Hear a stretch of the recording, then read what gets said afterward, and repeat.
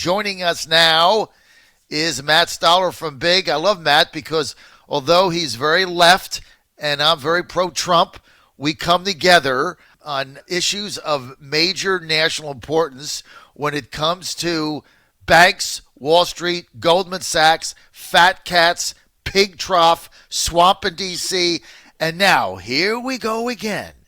Just like 2008, like cockroaches that came out when you turned out the lights.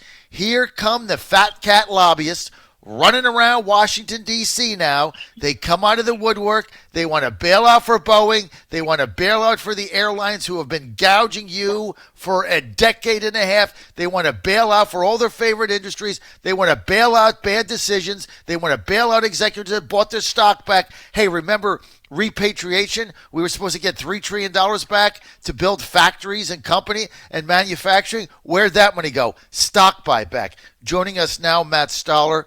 And he's the author of the greatest newsletter ever. It's called Big, and he's with us now. Matt, great to have you. Thanks for having me. The resident. Is that an intro for you or what? Is that the best intro you've ever had ever? I love it. I love it. Although, as you know, I think all introductions should be equal for everyone. All right, good line. I'm sorry. On the John Fredericks Show, we're not communists. We don't do that, but we love you. I got your piece. I got your piece. The big corporate coup. All right, now tell me your thoughts. Tell our audience why you're just infuriated by the new bailout. Well, so it's just pigs at the trough right now in D.C., where it's like every lobbyist is like, oh, they're going to spend, $4 trillion or $2 trillion.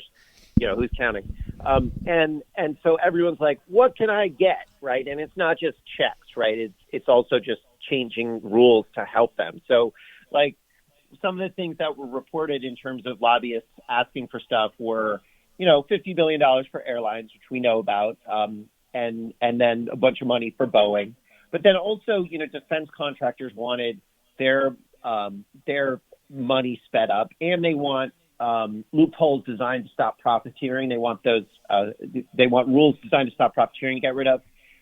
Elon Musk and Jeff Bezos want $5 billion for their commercial space companies. And they also want straight cash. Then you've got Adidas, right, which they want tax benefits to pay for gym memberships and fitness equipment. And this has nothing to do with the crisis, because keep in mind, gyms are closed. It's just something that they want. Big meat packers want visas, expedited visas for seasonal workers. One lobbyist said, anytime there's a crisis and Washington is in the middle of it, is an opportunity for guys like me. Importers are rushing to get rid of duties paid by those found guilty of dumping products and harming domestic industries. They want to get rid of those duties.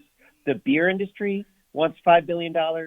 Candy industry wants $500 million. Although I like beer and candy, so, but, it's just kind of like on and on and on. Bank lobbyists are asking for more, getting rid of accounting rules so that banks don't have to acknowledge losses, and it's just kind of like, this is just disgusting. And then last night, I think there was Mitch McConnell put forward a bill that would just be this huge kind of opaque bailout. There was some good stuff in it, but it was basically a $500 billion slush fund for Steve Mnuchin, do with essentially whatever he wanted.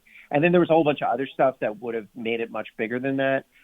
And this is something that I think Chuck Schumer and the Democrats really wanted to accept, but it was so piggish and so outlandish, and it didn't include things that the Democrats wanted, that it actually went down in flames. And thank God, because it's just appalling. It's the worst of Washington right now to watch these lobbyists work. But it went down, and so hopefully we can put together, a package that actually addresses what really people need, which is rent is coming due in 8 days and people can't get to work, and then actually, work through the problems that we have and get our economy back to normal. I got to tell you, Matt, I agree with everything you said 100%. And I'm glad the Democrats stopped this bill because it was laden with pork. And this $500 billion discretion for the Secretary of the Treasury, that came out of the Goldman Sachs, Wall Street gangster-bangster world, Where do you think that money was going, Matt? I mean, I think they were going to hand a lot of it to two companies that are having really serious problems that were really mismanaged, which were Boeing and General Electric. Like those are companies that have been, you've got financiers that have taken two great American enterprises and destroyed them, or not totally destroyed them, but Boeing. What I'm told is you can't get anything done without 800 different meetings, right? Which is not how it used to be, and it's because it's run by private equity guys. And, you look at the board of that company and it's just the most politically connected people in the world. It's everyone from Caroline Kennedy to Nikki Haley to a bunch of private equity guys to former, Democrat and Republican high level officials. It's everyone but anyone who knows how to make planes and spacecraft. And so their stuff doesn't work anymore. And they're having huge cash problems now.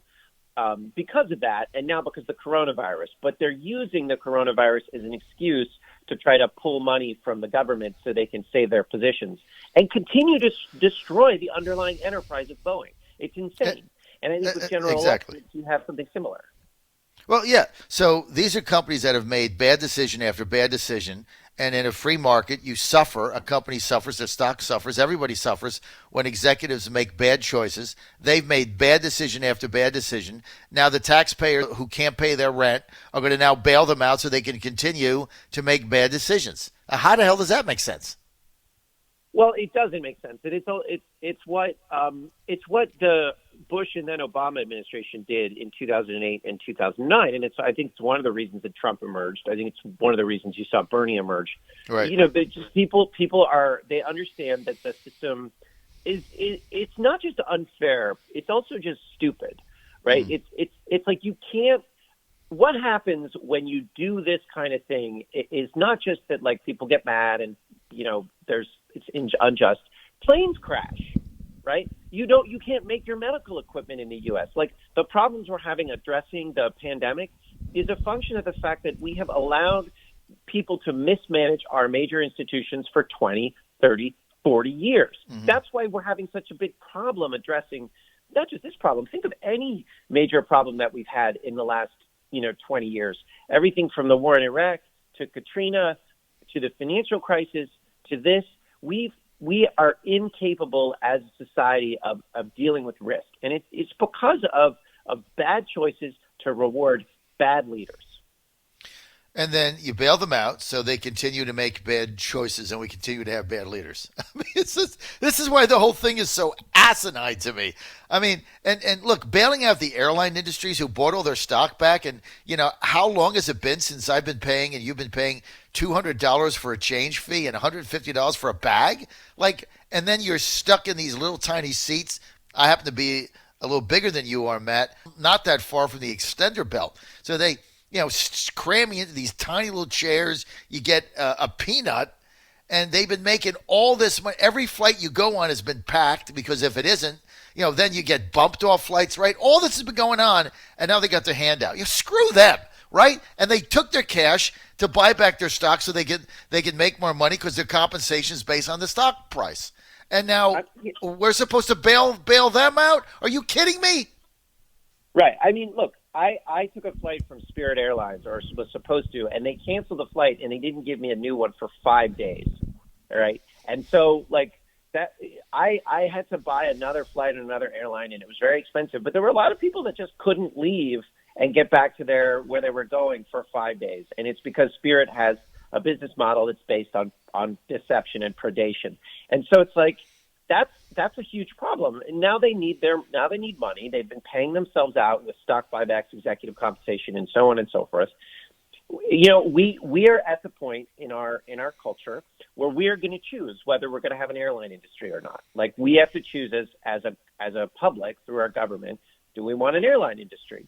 And what terms and conditions are we going to have an airline industry under? If we're going to save these enterprises, what are they going to look like? And I think since they need our help, they weren't particularly nice to us when we needed them. I think we should treat them exactly like they treated us. And I think we should just say, sorry, airline executives, you are no longer in charge, and we are going to restructure your enterprises so that you serve the public. Since you need the public now, you are going to serve the public. right? And they haven't been doing that. No, you let them fold, right? And everybody's Right. up in arms. Oh my God, the airlines can't fold. Look, as soon as the economy comes back and this is over, within 90 days you'll have 5 startup airlines. I mean, come on, right? Just give me a break. Somehow, Yeah, the planes aren't going to go away. exactly. Somebody else is just going to buy the planes. Somebody else will come up with a better model, with better pricing, with better service to their customers. And what the hell do I care what Spirit Airlines does, or American, or United, or any of these companies that have been gouging us, and now they want to bail us? That's what pisses me off. We're with Matt Stoller. You got to read him. His newsletter is called Big. I love the title. It's about the politics of monopoly, both business and political monopoly. That's why it's so cool. And he just put out a special edition. Just go to Big. They got to sign up. It's free and off the panty thing. But I can't wait. As soon as it hits my inbox, it's like an immediate read. Plus, he's funny. He's got a nice breezy style in his newsletter. It's not dry, and it does make me laugh. Now, he's a far left Bernie Sanders guy, and I'm a Trump guy, but we get along because we both can't stand these corporate bailouts, the gangster banksters, Goldman Sachs. We come at it from different ways, but we get there like brothers, which is why it's such a unique opportunity that we have when we're on together, Matt. So, okay, where do we go from here? Well, I think that my view, and I think this hopefully will become a consensus, is that this is not a financial crisis for Wall Street. It's a financial crisis. It was a financial crisis for Wall Street in 2008, right? So it hit Wall Street and then it spidered out to the rest of the economy. This is a problem, like people just need to pay rent at the end of the month, and that's spidering into Wall Street. Now, the Fed is going to print a ton of money, as much as the companies want. What we should do now, what Congress should do now, is they should just do the stuff that helps people pay rent, do the stuff that gets the ventilators where they need to be, and then do the stuff for Boeing later. So break up the bill. I agree with that. Just do the stuff that helps people pay rent now, Boeing later. That's like I love that. I love that. That should be hashtag rent now. So let's do it. Boeing later. Let's do it. Let's do a hashtag. I'm going to do that as soon as I get to the top of the hour. I'm going to write that down. Rent now. Hashtag rent now. Boeing later. I love that. That makes perfect sense. I don't care about Boeing. Screw them. And like everybody that sits on their board, in your article, you name the people. Ken Duberstein from the Reagan administration. How old is he? 109. You got all these people on there. They got Paul Simon on there, his son or something. They all make. You know how much they make for just sitting on there? $250,000 for like 6 meetings. They make $250,000 to sit on the board of Boeing. That's like your average salary in the United States is what, $45,000, working 50, 60 hours a week. These people make $250,000 to simply sit on the board and have a quarterly meeting. I mean, this is absurd, and we're gonna bail them out because they crash airplanes. Does that make sense? It's unbelievable. Rent now, Boeing later. Rent now, Boeing. Pay your rent now and get through this crisis. Now, what about this? But you got to be fair. They also crashed spacecraft. And then, are you kidding? And now we got, who else has his hand out? Bezos? The guy's got like $8 bajillion million, and he's got his hand out. Now, you know who else has their hand out? Oh my God, Elon Musk. This is like the anti-Midas touch. Everything this guy touches turns to crap. Right? He's like the MBS of America. He's a complete disaster. He's never had any successful business in anything that's ever made money at all. His all taxpayer handouts in Nevada and everything else. Tesla's a disaster, right? The whole thing is a joke. And he can't get the cars made on time. And now he wants money for what? Space flight? Are you kidding? And he wants cash. You have got to be kidding me, Matt. Yeah, well, he's a good stock promoter. I mean, he's not a serious guy, and it's really, I find it, so I